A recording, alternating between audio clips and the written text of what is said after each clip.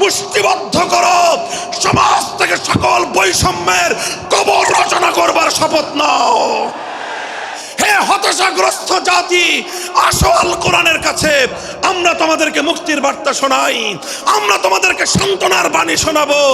আসো হাতে হাত রাখি, সমস্ত বৈষম্য, জুলুম, স্বৈরতন্ত্রের কবর রচনা করে আল্লাহর কোরআনের সমাজ গড়বার জন্য হাতে হাত রাখি।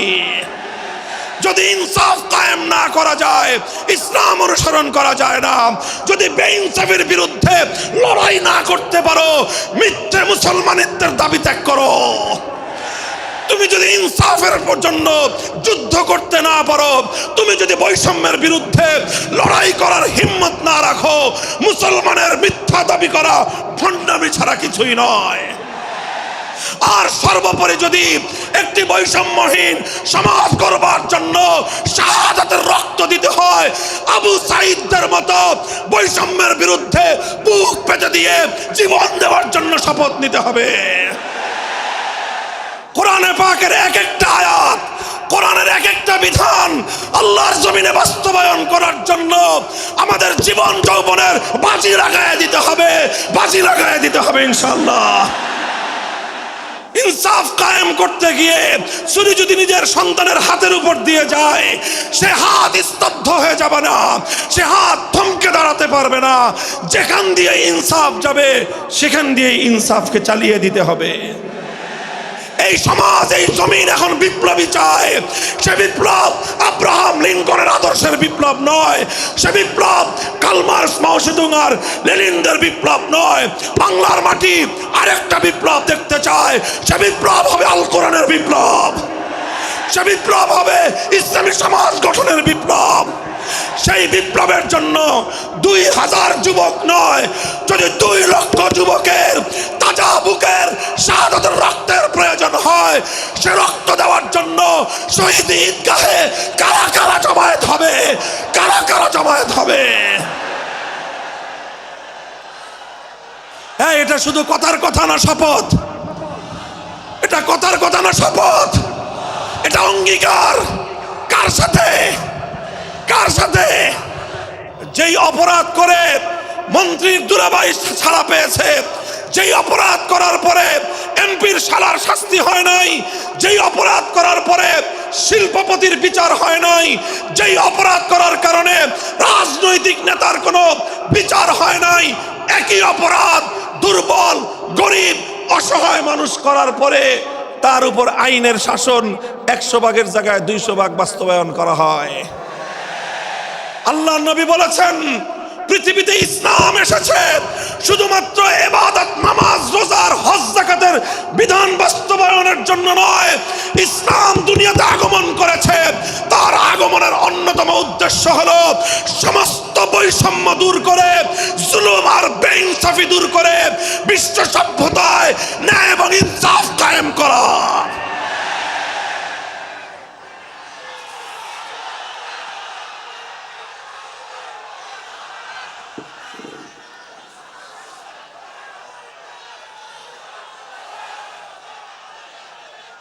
মনে রাখবেন, বৈষম্যহীন সমাজ গড়া এটা শুধু বৈষম্য বিরোধী ছাত্র নেতৃবৃন্দের দায়িত্ব নয়। বৈষম্যহীন সমাজ গড়া এটা শুধুমাত্র বৈষম্য বিরোধী ছাত্র নেতৃবৃন্দের দায়িত্ব নয়। বৈষম্যহীন সমাজ গড়া সর্বপ্রথম আল কোরআনের সৈনিকদের দায়িত্ব। বৈষম্যহীন সমাজ গড়া সর্বপ্রথম আল্লাহর নবীর সত্যিকার উম্মতদের দায়িত্ব। ওঠো, দাঁড়াও, হাত মুষ্টিবদ্ধ করো, সমাজ থেকে সকল বৈষম্যের কবর রচনা করবার শপথ নাও। মুহতারাম হাজিরিন, কথাটা খুব জায়গা লক্ষণীয়, শোনার বিষয়।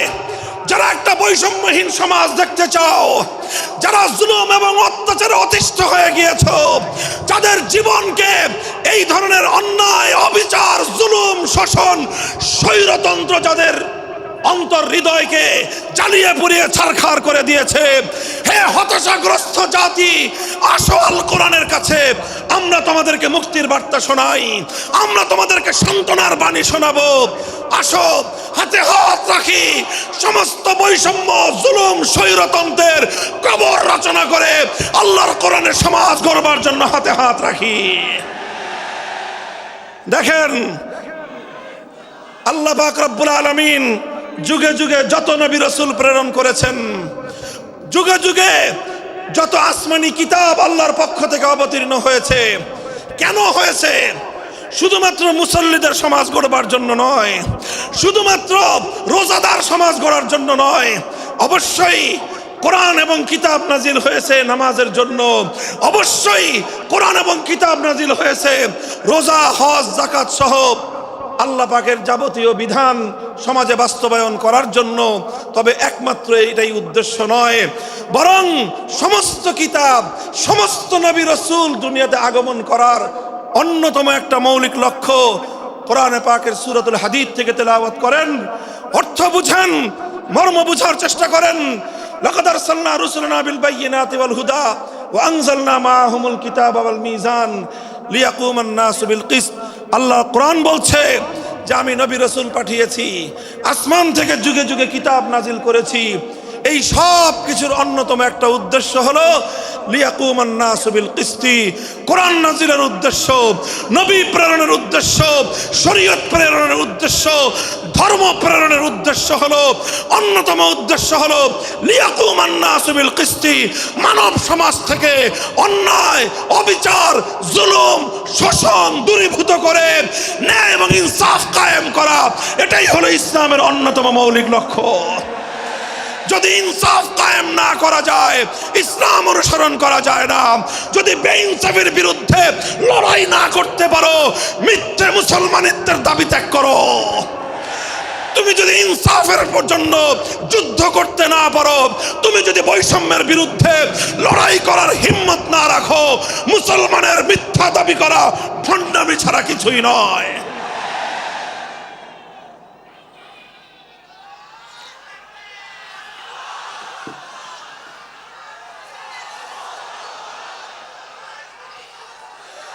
এই জন্য আমাদেরকে বুঝতে হবে, আমাদের জীবনের অন্যতম মিশন, যে জন্য আল্লাহ তার নবীদেরকে পাঠিয়েছেন, নবীদের জীবনের মিশন যা ছিল, নবীর উত্তরাধিকারী, নবীর অনুসারীদের জীবনের মিশনও সেটাই হবে। বলেন কথা ঠিক না বেঠিক? যে পথে গিয়েছে নবীদের জীবন, সে পথে যাবে আমাদের জীবন। যেটা ছিল নবীদের ভীষণ, সেটাই হবে আমাদের ভীষণ। যদি এটাই হয় সত্য কথা, এটাই যদি হয় শপথ, তবে বৈষম্যহীন সমাজ গড়বার জন্য যা করতে হয় তাই করা আমার আর তোমার জিম্মাদারি। যদি সেজন্য আমাদেরকে ঘাম ঝরাতে হয়, ঘাম ঝরানো আমাদের দায়িত্ব। আর যদি সেজন্য চোখের অশ্রু দিতে হয়, চোখের অশ্রু দেওয়া আমাদের দায়িত্ব। যদি সম্পদের কোরবানি করতে হয়, মাল সম্পদের কোরবানি করা, সেটাই আমাদের জীবনের দায়িত্ব এবং উদ্দেশ্য। আর সর্বোপরি যদি একটি বৈষম্যহীন সমাজ গড়বার জন্য শাহাদাতের রক্ত দিতে হয়, আবু সাঈদদের মতো বৈষম্যের বিরুদ্ধে বুক পেতে দিয়ে জীবন দেওয়ার জন্য শপথ নিতে হবে।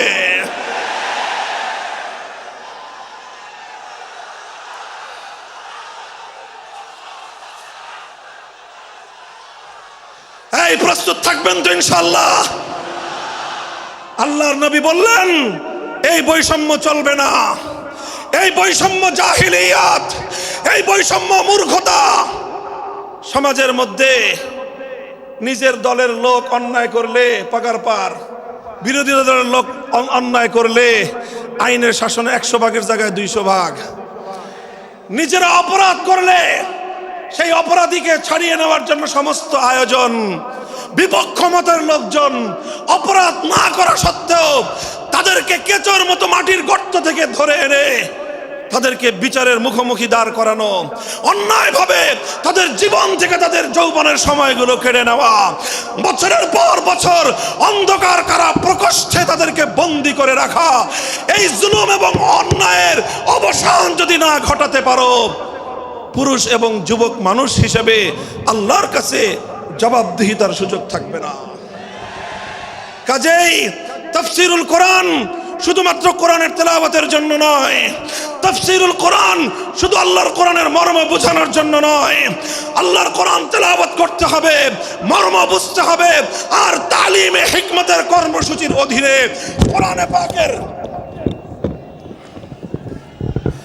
কোরআনে পাকের এক একটা আয়াত, কোরআনের এক একটা বিধান আল্লাহর জমিনে বাস্তবায়ন করার জন্য আমাদের জীবন যৌবনের বাজি লাগায় দিতে হবে ইনশাআল্লাহ। হযরত রাসূল আকরাম সাল্লাল্লাহু আলাইহি ওয়াসাল্লাম বলছিলাম, জাতির উদ্দেশ্যে প্রদত্ত মক্কা বিজয়ী মহাবীর আমিরুল মুমিনিন নবিয়ুল্লাহ খলিফাতুল্লাহ ফিল আরদ খলিফাতুল মুসলিমিন মুহাম্মদুর রাসূলুল্লাহ সাল্লাল্লাহু আলাইহি ওয়াসাল্লামের বক্তব্যের কথা আল্লাহর নবী বললেন, বৈষম্যের কারণে আল্লাহ পাক রব্বুল আলামিন পৃথিবীর বহু জাতিকে ধ্বংস করে দিয়েছেন। সুতরাং শুনে রেখো, আমার দ্বারা বৈষম্য হবে না। শুধু আমার বংশের লোক দেখে, আমার গোত্রের লোক দেখে, আমার রক্তের আত্মীয়তার সূত্রের কারণে আমি অপরাধ প্রমাণিত হওয়ার পরেও তার উপর কোরআনের বিধান বাস্তবায়ন করব না, এটা আমার দ্বারা সম্ভব নয়। এরপরে আল্লাহর নবী যেই কথাটি বললেন, সেই কথা যদি আল্লাহর নবী হাদিসে না বলতেন, তাহলে সেই কথা উচ্চারণ করতে আমাদের জিহ্বা কেঁপে উঠত, আমাদের বক্ষ প্রকম্পিত হতো। আল্লাহর নবী বললেন, ওয়াল্লাহ লাউ আন্না ফাতিমাতা বিনতা মুহাম্মাদিন সারাকাত লাকাতাতু ইয়াদাহা, ওয়াল্লাহি লাউ আন্না ফাতিমাতা বিনতা মুহাম্মাদিন সারাকাত লাকাতাতু ইয়াদাহা। শুধু আমার দাদির গোত্র, আমার বংশের ফাতেমা নামনি মহিলা নয়, আজ যদি আমি মুহাম্মদুর রাসূলুল্লাহর কলিজার টুকরা মেয়ে, আমার জীবনের সবচেয়ে আদরের সন্তান ফাতেমা যদি আজকে চুরি করে ধরা পড়তো, আমি আল্লাহর শপথ করে বলি, আমি তার হাত কেটে দিতে এতটুকু দ্বিধা করতাম না। মুহতারাম হাজিরিন, এটাই হলো তালিমে হিকমত। আল্লাহর কোরআনের বিধান বাস্তবায়ন করতে গিয়ে ছুরি যদি নিজের সন্তানের গলার উপর দিয়ে যায়, ইব্রাহিম খলিলুল্লাহর মতো ছুরি চালায় দিতে দ্বিধা করা যাবে না। যদি ইনসাফ কায়েম করতে গিয়ে ছুরি যদি নিজের সন্তানের হাতের উপর দিয়ে যায়, সে হাত স্তব্ধ হয়ে যাবে না, সে হাত থমকে দাঁড়াতে পারবে না। যেখান দিয়ে ইনসাফ যাবে সেখান দিয়ে ইনসাফকে চালিয়ে দিতে হবে। রাসূল আকরাম সাল্লাল্লাহু আলাইহি ওয়াসাল্লাম ঘোষণা করলেন, আল্লাহর আয়াত নাজিল হলো, ইয়া আইয়ুহাল্লাযীনা আমানুত্তাকুল্লাহ ওয়া যারু মা বাকিয়া মিনার রিবা ইন কুনতুম মুমিনিন। হে মুমিনগণ, সুদকে তোমরা পরিহার করো যদি ঈমানদার হয়ে থাকো। যদি ঈমানদার হয়ে থাকো, কি করো তোমরা? সুদকে পরিহার করো। কি করো? ইত্তাকুল্লাহ, তোমরা আল্লাহকে ভয় করো। ওয়াজারু মা বাকিয়া মিনার রিবা, সুদের যা অবশিষ্ট আছে এই সব কিছু তোমরা পরিহার করো। আর যদি না করো, সুদ যদি তোমরা পরিহার না করো, ফাজানু বিহারবিম মিনাল্লাহি ওয়া রাসূলিহি, আল্লাহ এবং তার রাসূলের পক্ষ থেকে যুদ্ধের ঘোষণা শুনে নাও। হে জাতি, হে মুসলিম সম্প্রদায়, আমরা তোমাদের কাছে পয়গাম পৌঁছে দিতে চাই, আল্লাহর উপর বিশ্বাসী জাতি, আল্লাহর নবীর উপর আস্থাশীল জাতি কোনোদিন সুদি কারবার করতে পারে না। সুদ ভিত্তিক অর্থ ব্যবস্থা দিয়ে তাদের সমাজ চলতে পারে না। আল্লাহর উপর বিশ্বাসীদের সমাজ যদি হয় সুদ ভিত্তিক, তার অর্থ হলো রাত দিন আল্লাহ এবং তার রাসূলের সঙ্গে তারা যুদ্ধে লিপ্ত। যেই মুসলিম জাতি আল্লাহর সাহায্য নিয়ে বিশ্বব্যাপী বিজয়ী হওয়ার স্বপ্ন দেখে, সে মুসলিম জাতি যদি স্বয়ং আল্লাহর সঙ্গে যুদ্ধে লিপ্ত থাকে, তাদের জীবনেও কল্যাণ এবং বিজয় আসার সম্ভাবনা নাই। এই জন্য মুসলিম জাতির উত্থানের জন্য, মুসলমানদের বিজয়ের পূর্ব শর্ত হলো সুদ পরিহারের মাধ্যমে আল্লাহর সঙ্গে যুদ্ধ বন্ধ করতে হবে, আল্লাহর পক্ষ থেকে সাহায্য চাইতে হবে। কোরআনের আয়াত, সূরা বাকারার আয়াত, এই আয়াত নাজিল হওয়ার পরে আল্লাহর নবী শুধু তেলাওয়াত করে দায়িত্ব ক্ষান্ত করেন নাই, শুধু সুদের মর্ম বুঝিয়ে নিজের দায়িত্ব ক্ষান্ত করেন নাই। তৃতীয় দায়িত্ব তালিমে হিকমত, সুদকে সমাজ থেকে সমূলে উৎখাত করার উদ্যোগ নিয়েছেন। বলেন সুবহানাল্লাহ। শুধু আলোচনা করে, বক্তৃতা দিয়ে নবীর দায়িত্ব শেষ হয় নাই, শুধুমাত্র তাফসীর করে দিয়ে নবীর দায়িত্ব ক্ষান্ত হয় নাই, বরং এক একটা বিধান, আল্লাহর এক একটা আয়াত কিভাবে সমাজে বাস্তবায়ন করা লাগে, করা যায়, নবীজি প্র্যাকটিক্যাল ভাবে তার উদ্যোগ গ্রহণ করেছেন। কিভাবে উদ্যোগ নিয়েছেন? সুদের বিরুদ্ধে কি উদ্যোগ নিয়েছিলেন? কিতাব উল্টান, হাদিসের কিতাব, বুখারী শরীফের হাদিস, নবীজি ঘোষণা দিলেন, আলা ইন্না রিবাল জাহিলিয়াতি মাওদুউন তাহতা কদামাইয়া। জাহিলিয়াতের যুগে যত সুদের কারবার চলতো, ইসলাম এবং আল কোরআনের সমাজ গড়বার পর সেই জাহিলি যুগের রীতি, সুদ ভিত্তিক অর্থ ব্যবস্থা মুসলিম সমাজে আর থাকতে পারে না। নবীজি বললেন, সুদের কবর রচনা করলাম আমি আমার পায়ের নিচে। আল্লাহ নবী আক্ষরিক অর্থে কথা বললেন, আমি আমার পায়ের নিচে সুদের কবর রচনা করলাম। এরপরে আল্লাহ নবী ঘোষণা দিলেন, অনেকে আছো তোমরা যারা আগে কুফরির জমানায় জাহিলিয়াতের যুগে সুদের উপর লগ্নি করেছো, সুদের উপর মানুষকে ঋণ দিয়েছো, সুদী মহাজন যারা সুদের ভিত্তিতে মানুষকে টাকা দিয়েছো, এইরকম কাজ কারবার যারা করত, সেই যুগে তাদের মধ্যে একজন ছিলেন স্বয়ং আল্লাহর নবীর চাচা হযরত আব্বাস বিন আব্দুল মুত্তালিব রাদিয়াল্লাহু আনহু। মক্কার ঘরে ঘরে আব্বাস রাদিয়াল্লাহু আনহু মানুষের কাছে ঋণ টাকা দিতেন, টাকা পাওনা ছিল এবং সকল টাকা লগ্নি করা ছিল, বিনিয়োগ করা ছিল সুদের ভিত্তিতে। আল্লাহর নবী ঘোষণা করলেন, জাহেলি যুগের সমস্ত সুদ আমি আল্লাহর নবী মওকুফ ঘোষণা করলাম। সর্বপ্রথম যেই সুদ আমি মাফ ঘোষণা করলাম সেটা হলো আমার চাচা আব্বাসের সুদ। কাউকে আমার চাচার কাছ থেকে যারা ঋণ নিয়েছিল, কেউ আর আমার চাচার সুদ দিতে হবে না, শুধুমাত্র মূল পুঁজিটা ফেরত দিবে। সুদ আজ থেকে কবর রচনা করা হলো। হে মুসলমান, যেই সুদের কবর রচনা করে সেই কবরের উপর ইসলামের বিজয়ের বুনিয়াদ কায়েম হয়েছিল, ইসলামের বিজয়ের কেতন উড়েছিল। অন্যায় বৈষম্যের কবর রচনা করে, সুদ ভিত্তিক অর্থ ব্যবস্থার কবর রচনা করে আজ মুসলমানেরা আবার সেই কবর খুঁড়ে সেখান থেকে জুলুম, অত্যাচার, সুদ ভিত্তিক অর্থ ব্যবস্থাকে কবরের পচা মাল, কবরের মরা পচা করা লাশ মুসলিম সমাজের মধ্যে আবার পুনর্বাসিত করেছে। এজন্যই আজ মুসলমানদের এই অধপতন। যদি মুক্তি চাও, যদি মুক্তি চাও, শুধুমাত্র ইবাদত দিয়ে মুক্তি আসবে না। ইবাদত যেমন করতে হবে, যেরকম নামাজ, রোজা, হজ, যাকাত, তাসবিহ, তাহলিল আদায় করতে হবে, ঠিক একই ভাবে সমাজ সংস্কার করার জন্য সমাজ থেকে জুলুম দূর করতে হবে, বৈষম্য দূর করতে হবে, বেইনসাফি দূর করতে হবে, সুদ ভিত্তিক অর্থ ব্যবস্থার বিরুদ্ধে জাতীয়ভাবে ঐক্য গড়ে তুলে সুদের বিরুদ্ধে যুদ্ধ ঘোষণা করতে হবে। রাজি আছেন তো ইনশাআল্লাহ? আল্লাহ পাক তৌফিক দান করেন। হাত নামান। 3 দফা কর্মসূচি গেল, তালিমে হিকমত সর্বশেষ আলোচনা ও সমাপ্তির দিকে। নবীজির 4 নম্বর কর্মসূচি হলো ওয়া ইউআল্লিমুহুমুল কিতাবা ওয়াল হিকমাতা ওয়া ইউযাক্কিহিম। ইউযাক্কিহিম অর্থ হলো তাজকিয়া। তাজকিয়ার অনেক অর্থ। তাজকিয়া বলে শুধুমাত্র পীর মুরিদি বোঝানো হয়, তাজকিয়া বলে শুধুমাত্র তাসাউফ চর্চা বোঝানো হয়, তাজকিয়া বলে শুধুমাত্র কিছু ওজিফা আদায় করা বোঝানো হয়। তাজকিয়ার আসল সারমর্ম হলো, একটু লক্ষ্য করে বুঝেন, খুব গভীর এবং তাৎপর্যময় একটা কথা। তাজকিয়ার মূল অর্থ হলো, দেখেন কর্মসূচি ছিল কয়টা? 4টা। 1 নম্বর কর্মসূচি ছিল তেলাওয়াতে কিতাবুল্লাহ, আল্লাহর কিতাবের তেলাওয়াত। 2 নম্বর কর্মসূচি ছিল তালিমে কিতাব, কিতাবুল্লাহ, আল্লাহর কিতাবের মর্ম বোঝানো। 3 নম্বর কর্মসূচি ছিল তালিমে হিকমত, অর্থাৎ আল্লাহর কিতাবের প্রত্যেকটা বিধান, প্রত্যেকটা বিষয়কে প্র্যাকটিক্যাল আমলে পরিণত করা, কার্যে পরিণত করা। কথা ঠিক না বেঠিক? 3 নম্বর কর্মসূচি হলো শুধু আমলে পরিণত করাই দায়িত্ব শেষ নয়, বরং আমলে পরিণত করার পরেও আরো অগ্রসর হতে হবে। 4 নম্বর কর্মসূচি হলো আল্লাহর কোরআনকে নিজের আখলাক এবং নিজের চরিত্রে পরিণত করা। কোরআনকে চরিত্রে পরিণত করা, কোরআনের চরিত্র অর্জন করা।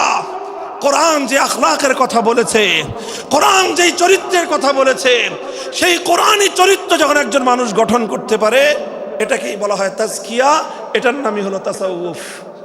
মুহতারাম হাজিরিন, আল্লাহর নবী নিজের জীবনে 100% আল্লাহর কোরআনকে নিজের চরিত্রে পরিণত করতে পেরেছিলেন।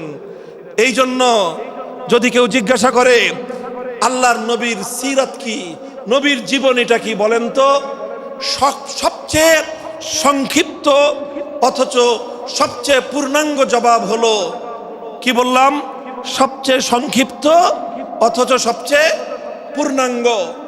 নবীর জীবন সম্পর্কে সবচেয়ে সংক্ষিপ্ত এবং সবচেয়ে পূর্ণাঙ্গ বর্ণনা হলো কানা খুলুকুহু আল কোরআন, আমার নবীর চরিত্র ছিল কোরআন। কোরআন যা বলেছে নবীর চরিত্রে সেটা বাস্তবায়িত হয়েছে।